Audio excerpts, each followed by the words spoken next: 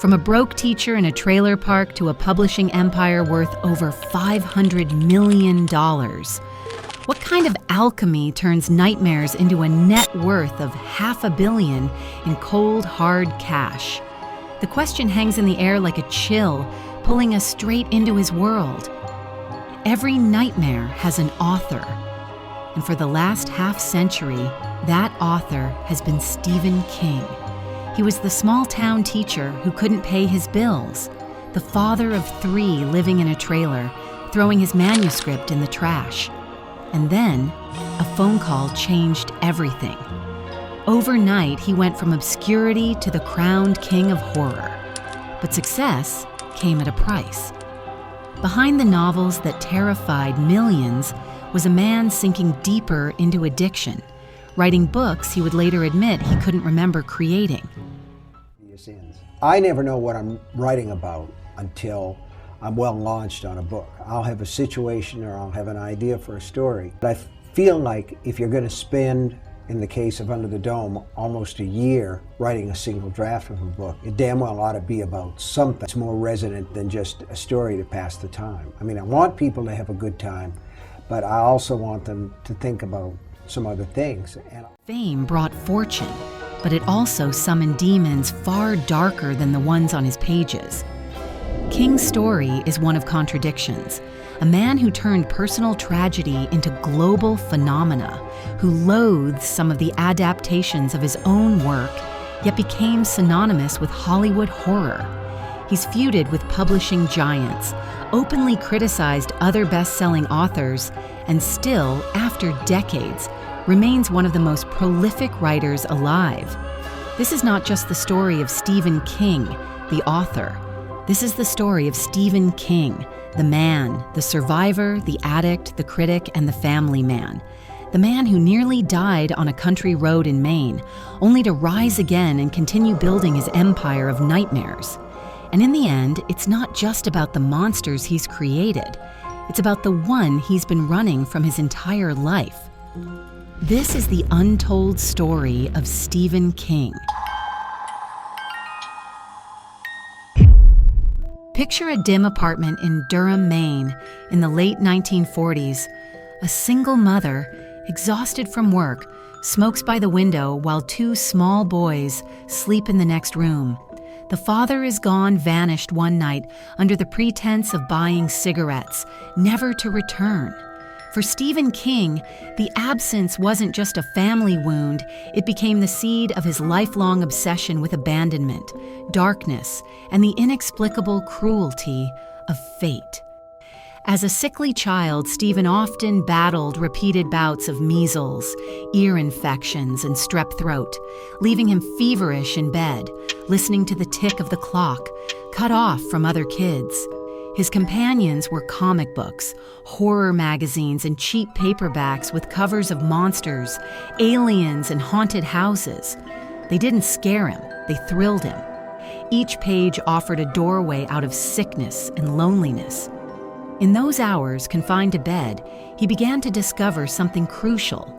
The strange could be controlled if it was put on the page, and storytelling could turn pain into power. Then came a moment so haunting, it feels like one of his own stories. At around age 4, Stephen wandered off to play with a neighborhood friend by the railroad tracks. Hours later, he returned home mute and white as a ghost. The family would later learn his friend had been struck and killed by a train. King insists he remembers nothing of it, but trauma doesn't need memory to leave a scar. His fiction, decades later, would return again and again to trains, sudden violence, and the thin line between ordinary afternoons and catastrophe. By 7, he was already scribbling stories.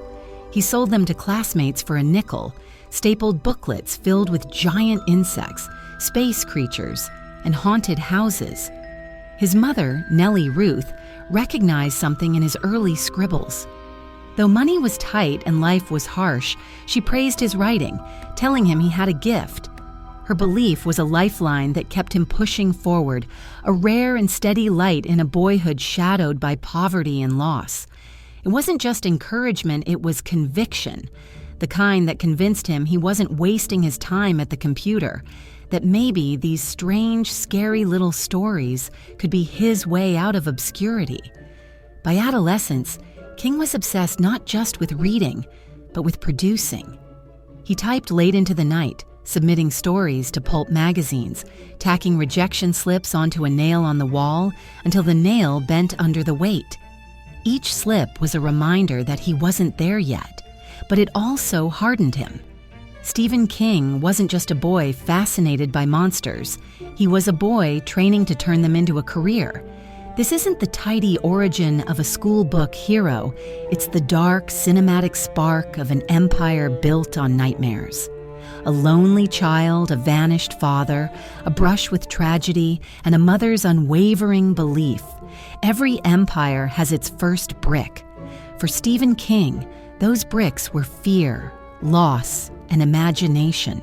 By the early 1970s, King was a young teacher in Maine, barely making enough to cover rent in a trailer where he lived with his wife Tabitha and their children. They were broke, so broke that King took shifts at a laundromat and sold short stories to men's magazines just to keep the lights on. The dream of becoming a novelist seemed distant, maybe impossible. Then came Carrie. It began as a short story, written half-heartedly about a bullied teenage girl with strange powers. King hated it. He thought he couldn't write women well, and after a few pages, he crumpled the draft and tossed it in the trash. His wife, Tabitha, however, pulled it back out, read it, and saw potential. She told him to keep going. A magazine? It did. It just grew a little bit too long, and I threw it away, and my wife fished it out and said, "This is sort of amusing. You ought to go on with this." And so I did. Is that exactly what she said? She said it was really good, and she wanted to read. She said she wanted to read the rest of it. Why didn't you want to write the rest of it? It's too hard. I was lazy. And also, it was going to be too long. I didn't understand how I could possibly market something like that. And frankly, I needed the money. That small act changed everything. King expanded Carrie into a full-length novel. King had submitted the novel to about 30 publishers before Doubleday finally said yes. When Doubleday published it in 1974 after editor Bill Thompson acquired the manuscript. In 1973, the hardcover brought a modest advance. The real explosion came when paperback rights sold to New American Library for $400,000, the equivalent of several $1 million today. Overnight, the struggling teacher became a household name, a literary sensation whose debut wasn't just a success, it was a phenomenon. But beyond the money, Carrie was a lightning strike because it captured something raw, the fears of adolescence, the cruelty of high school, and the terror of untapped rage. It was horror grounded in reality, which made the supernatural elements hit even harder. I just finished reading the first book that Stephen King ever wrote back in 1974, Carrie. I gave it 4.5 out of 5 stars. I thought it was so much fun. It's really short by his standards. It's only 218 pages or so, but Stephen King is the master of horror, and he's written over 65 different horror novels, but Stephen King put the first few pages in the trash. He wasn't sure how the story was going to go. He didn't feel confident in himself writing it because he's never been a teenage girl before. And again, when Stephen King voiced his insecurity about I've never really been a teenage girl, I don't know how to do this, she's like, don't worry, I'll help you with some of those parts. And it launched Stephen King's massive career when the book sold. I thoroughly enjoyed this reread of Carrie. I really just like how he gets into all of the characters' heads. Stephen King will always be my favorite author. Wow, no wonder Stephen King made a name for himself so quickly with a debut like Carrie, because there is so much to unpack with this book. Critics didn't just see a horror story. They saw the emergence of a new American voice. That sudden wealth was both a blessing and a burden to Stephen. King was no longer invisible. He was expected to deliver again and quickly. The pressure was on, but Stephen King was about to prove that Carrie wasn't a fluke. It was just the beginning of an empire of nightmares. After Carrie, King moved fast, almost frantically. Success had cracked the door open, but he knew the industry could slam it shut just as quickly. His follow-up, Salem's Lot, published in 1975, proved he wasn't a one-hit wonder. The novel sold quickly and successfully, cementing King as the new face of modern horror. Then came The Shining, published in 1977, a novel inspired both by his own struggles with alcoholism and by a chilling night at the Stanley Hotel in Estes Park, Colorado. King and Tabitha stayed there near the end of the season when the grand halls were eerily empty. They wandered through silent corridors, ate alone in a vast dining room, and King had a nightmare of his son being chased through the hotel's endless hallways by a fire hose that came alive. That image and the isolation of the setting became the seed of the Overlook Hotel that he featured in his story. But what truly gave the book its power was personal. Jack Torrance's spiraling alcoholism mirrored King's own. His whiskey glass was never far from the typewriter. The line between fiction and confession blurred. The story that poured out wasn't just about ghosts. It was about a man consumed by his own inner demons. When it hit shelves, the novel sold millions, cementing King's power, and in time, it spawned one of the most infamous film adaptations in history, starring Jack Nicholson and Shelley Duvall under Stanley Kubrick's direction, released in 1980. King's momentum was explosive. In 1978, he published The Stand, an 823-page epic about plague and apocalypse. Doubleday initially balked at the length, but King had already developed the clout to push back. The uncut edition would come later, but even the trimmed version became a landmark in the genre. By then, Stephen King wasn't just selling books, he was reshaping the business of horror, and his success attracted Hollywood. Brian De Palma had already adapted Carrie into a hit film, and by the late 70s, studios lined up to option King's novels. From The Shining to Cujo to Christine, the pipeline between King's typewriter and Hollywood became a direct artery of money and influence. Publishers took notice. In 1977, New American Library signed King to a $2 million deal for his next 3 books, a staggering sum at the time, the kind of contract usually reserved for established literary icons. Suddenly, the kid from Maine, who once tacked rejection slips to his wall, was commanding sums that dwarfed nearly everyone else in publishing. King was building more than a career. He was building a kingdom, brick by brick, book by book, deal by deal. And at the center of that kingdom was a man writing at a speed few could comprehend, churning out thousands of words a day, channeling his darkest visions into stories that millions couldn't stop reading. By the early 1980s, Stephen King was the undisputed monarch of horror fiction. His books topped bestseller lists, Hollywood adaptations poured in, and multi-million-dollar contracts seemed routine. On the surface, he was unstoppable. But behind closed doors, his life was unraveling. King was drinking heavily every day, often starting before noon. Whiskey bottles piled up in his office, sometimes tipped into the trash, alongside used tissues stuffed with blood from cocaine-fueled nosebleeds. He admitted later that he wrote some novels, like Cujo, in a haze so thick he couldn't even remember putting the words on the page. In his memoir on writing, he confessed bluntly, "There was one novel, Cujo, that I barely remember writing at all." It wasn't just alcohol and cocaine. King relied on a cocktail of substances, marijuana, Valium, Xanax, even cough syrup and mouthwash when nothing else was around.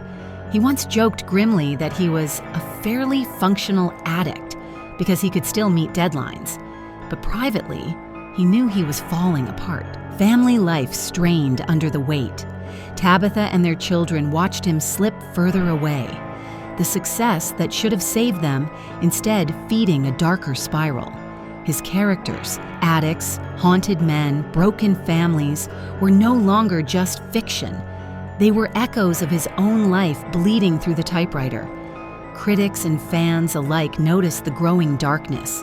The monstrous alien addiction in the Tommyknockers was a barely veiled metaphor for his own. The turning point came in 1987, at age 40, when Tabitha staged an intervention. She gathered evidence of his addictions, the beer cans, the drug paraphernalia, and placed them in front of him. King later recalled, "Tabby gave me an ultimatum, get help or get out. She dumped trash bags of stuff in front of me and said, 'This is what you're doing to yourself.'" It was a moment of reckoning. He could choose his family, or he could choose death. He chose survival. But it was a battle. Detox was brutal, and the fear of losing his creative spark haunted him. Could he still create without the substances he thought fueled him? The answer would define the next act of his career. As he later wrote, "The idea that creative endeavors and mind-altering substances are entwined is one of the great pop intellectual myths of our time." Kicking the addictions meant rebuilding not just his health, but his identity as a writer. And against all odds, King discovered that sobriety didn't silence his imagination. It sharpened it. The King of Horror had survived his own demons, and in doing so, set the stage for one of the most astonishing second acts in modern literature. On June 19, 1999, King went out for what should have been a routine walk on a back road near his home in Lovell, Maine. He was 51 years old, sober, healthy, and deep into another prolific stretch of writing. But fate had other plans. A Dodge Caravan driven by Brian Smith veered off the road and struck King at nearly 50 miles per hour. The impact was catastrophic. King was thrown into a ditch, his leg shattered in 9 places, hip fractured, ribs broken, spine chipped, lung collapsed. Witnesses thought he was dead. When paramedics arrived, they stabilized him, but the prognosis was grim. Multiple surgeries, months of rehab, and no guarantee he'd ever walk again, let alone write. King later described the aftermath. "It hurt so badly I thought I might never write again. I was convinced the pain would just kill me." Doctors inserted rods into his leg, rebuilt his hip, and performed intensive reconstructive surgery. For a man whose entire career relied on hours at the computer, even sitting upright became an excruciating ordeal. He described the rehab as endless days of pain, learning how to walk again step by step. At one point, he admitted he considered retiring altogether. He said, "There was a time after the accident when I thought, that's it, I'm done." I don't know how much I'm going to be able to write, what I'm going to be able to write, but that's not the most important thing anyway. I think that to still be able to walk and talk and occasionally crawl on my belly like a reptile has made me intensely grateful. Friends and fans speculated whether the crash might silence his voice for good, and publishers privately braced for a future without new King novels. And there was a cruel irony. For a man who had only recently beaten his addictions, survival now meant heavy pain medication. King spoke openly about how terrifying it was to rely on opioids after years of fighting to stay clean, admitting he feared relapse even as he needed the drugs to manage his shattered body. He later wrote candidly, "I was on OxyContin for 6 weeks, and I was very aware of the irony. After all I'd been through to get sober, here I was, back on narcotics again. But I wanted to live, and without them, I don't think I could have survived the pain." Even in his darkest moments, he wrestled with the idea that storytelling was more than a career. It was his lifeline. King's drive to write, the same compulsion that had carried him through poverty and addiction, pulled him back. He returned to the desk in agonizing sessions, often propped up, dictating out loud or typing through the pain. In the aftermath, he poured his trauma into his work, weaving themes of fate, survival, and the fragility of life into novels like Dreamcatcher and Lisey's Story. The accident didn't just threaten his life, it nearly ended the empire. For months, readers, publishers, and Hollywood wondered if the King of Horror's reign had ended. Instead, the crash became another twisted chapter in his saga, a moment where death nearly claimed him, but his survival only deepened the legend. What happens when survival gives you not just a second chance at life, but a megaphone loud enough to shake the entire publishing world? From poverty to unimaginable wealth, Stephen King never stopped telling the industry exactly what he thought, even when it cost him. By the early 2000s, King had not only survived his accident, but re-emerged with a sharper voice, one unafraid to speak bluntly about the publishing industry, other writers, and the craft itself. He became a kind of elder statesman of horror, but one with teeth. In 2000, he released On Writing, a memoir of the craft, a book that was part autobiography, part manual, and part confession. In it, he told readers, "The scariest moment is always just before you start." It was advice born from decades of discipline at the desk, but also a glimpse at the vulnerable man behind the brand. On Writing became more than a how-to. It was King's blueprint for survival, proof that even after addiction, after near death, he was still devoted to the work. King also became increasingly outspoken about the business of books. He criticized the rise of formula-driven bestsellers, famously clashing with authors like James Patterson. Yet at the same time, King defended commercial fiction against literary snobbery, insisting that page-turners and popular storytelling had value. "Literature should not be a closed shop," he declared, "and I'm proof that you can love Shakespeare and The Twilight Zone in the same breath." Beyond publishing, King's voice extended into politics and culture. His essays and columns often attacked censorship, book banning, and authoritarianism. On Twitter, he became a sharp critic of American politics, unfiltered in ways that endeared him to some and alienated others. The paradox of Stephen King is that even as he built an empire from horror, he never stopped acting like the scrappy outsider from Maine, ready to fight for the underdog, ready to throw punches at the establishment, and his outspokenness only added to his legend. He told the National Book Awards audience in 2003, "I'm a genre writer, and I'm proud of it." Genre fiction has often been looked down on by critics, but millions of people read it, and those readers matter. There are some people who've spoken out passionately about giving me this medal. There are some people who think it's an extraordinarily bad idea. There have been some people who've spoken out who think that it's an extraordinarily good idea. You know who you are and where you stand, and most of you who are here tonight are on my side. I'm glad for that. But I want to say it doesn't matter, in a sense, which side you are on. The people who speak out because they are passionate about the book, about the word, about the page. And in that sense, we're all brothers and sisters. Give yourself a hand. In interviews, he doubled down on that belief, saying, "Books are the perfect entertainment. No commercials, no batteries, hours of enjoyment for each dollar spent." His words weren't just observations. They were rallying cries for both readers and writers who felt shut out of the literary elite. He wasn't afraid to jab his rivals either. Speaking about James Patterson, he once remarked, "If you've never read any of his books, you're not missing much. They're basically dopey thrillers." The comment made headlines, fueling a feud that entertained fans and critics alike, and reminded the industry that King's pen was as sharp off the page as it was on it. Patterson, for his part, brushed off the jab with a smile, saying he respected King's success, but that readers clearly loved both of their books. He called you before a terrible writer. Yeah.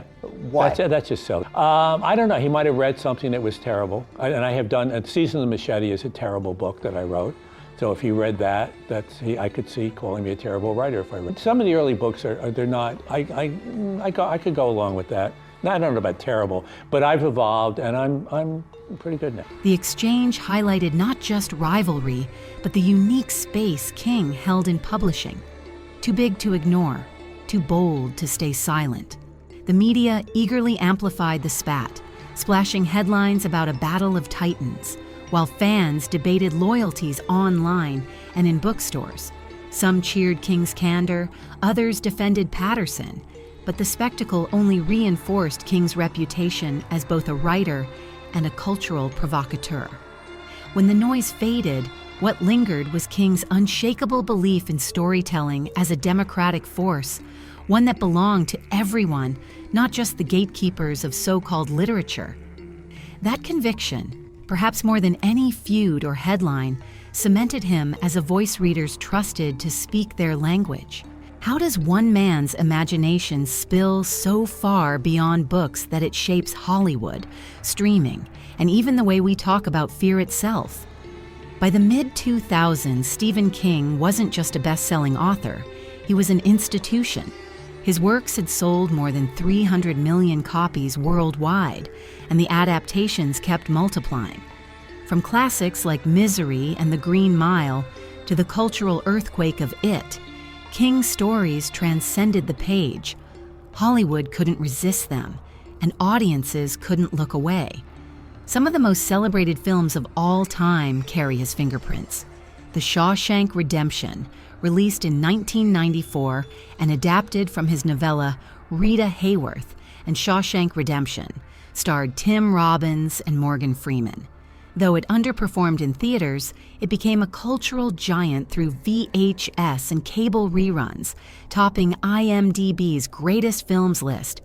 Its themes of hope and endurance cemented King's ability to inspire timeless drama well beyond horror.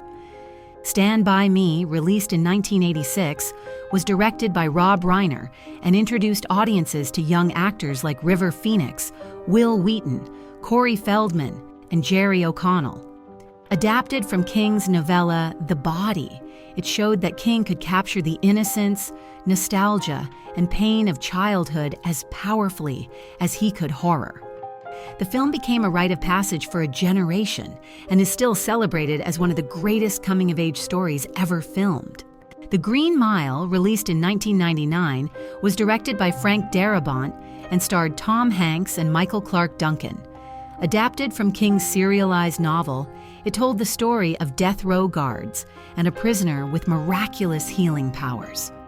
The film earned 4 Academy Award nominations, including Best Picture and Best Supporting Actor for Duncan. Its mix of supernatural mystery and deep human emotion showed that King's work could command prestige cinema and reach audiences far beyond the horror genre. And then came the phenomenon of It. The 2017 film adaptation shattered box office records, becoming the highest-grossing horror movie of all time and grossing over $700 million worldwide. Pennywise the Clown, already iconic from the 1990 miniseries, became a global nightmare all over again. King's legacy wasn't just alive, it was mutating, thriving across generations. Critics sometimes complained about the uneven quality of adaptations, pointing out how films like Maximum Overdrive or The Dark Tower failed to capture the depth of his novels. But even the failures reinforced his dominance. Studios kept coming back because Stephen King's name sold tickets, filled streaming queues, and guaranteed attention. In fact, some critics joked that Hollywood itself was addicted to King, unable to quit adapting him no matter how many times they tried. Financially, the legacy was staggering. Each new adaptation meant fresh royalties, renewed book sales, and cultural relevance. By this era, King's empire was worth hundreds of millions, rivaling that of entire publishing houses. More than an author, he had become an industry. But perhaps the most remarkable part of his legacy is how personal it remained. Fans didn't just consume his work, they passed it down like folklore.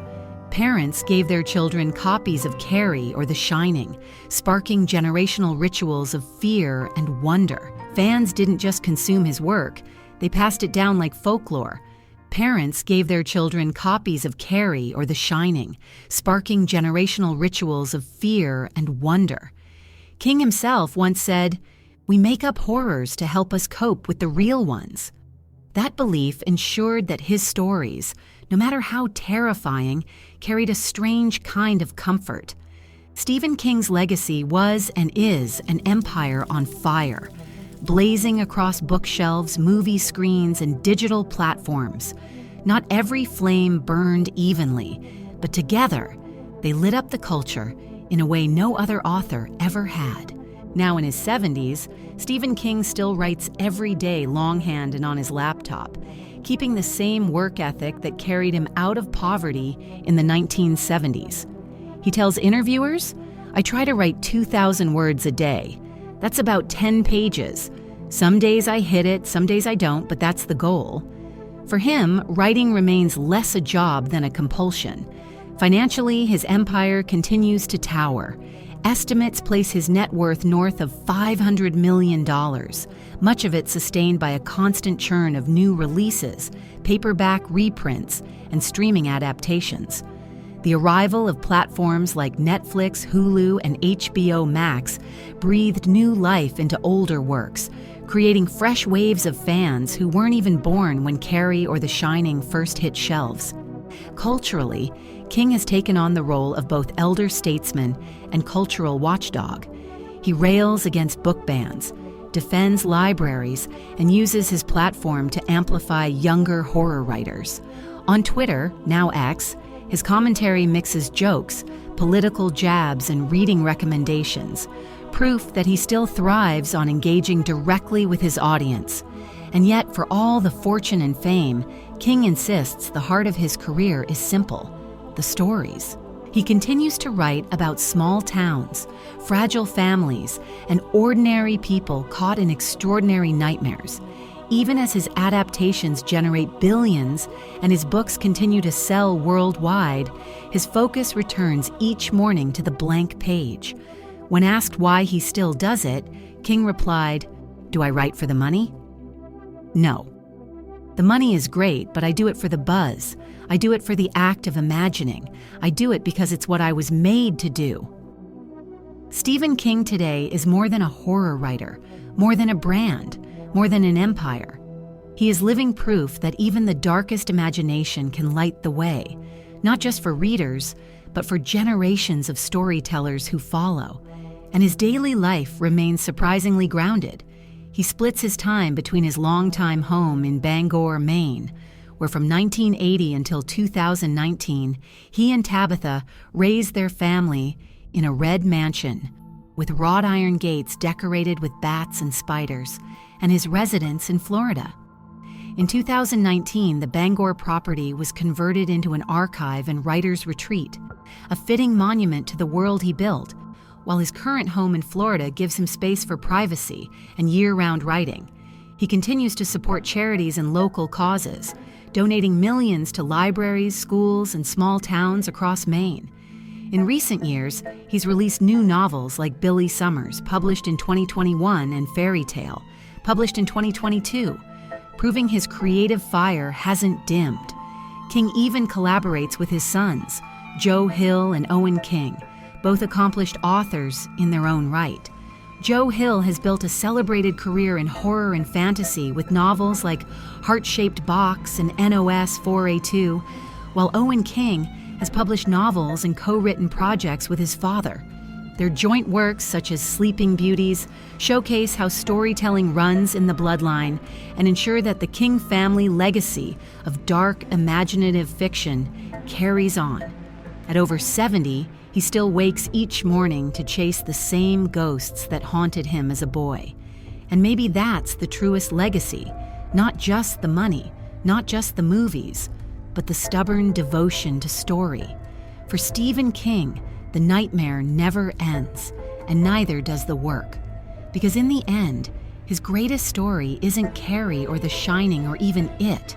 It's his own, the story of a boy abandoned by his father, an addict saved, a man who was nearly killed, who turned every demon into pages that terrified and comforted the world. And that story, like his empire of nightmares, will outlive us all. Stories this good are addictive, so go ahead, subscribe, and feed the obsession. We're dying to bring you even more author stories. And don't stop here. Next, step into the shadowy world of Dean Koontz, where paranormal horror, golden retrievers, and dark conspiracies collide.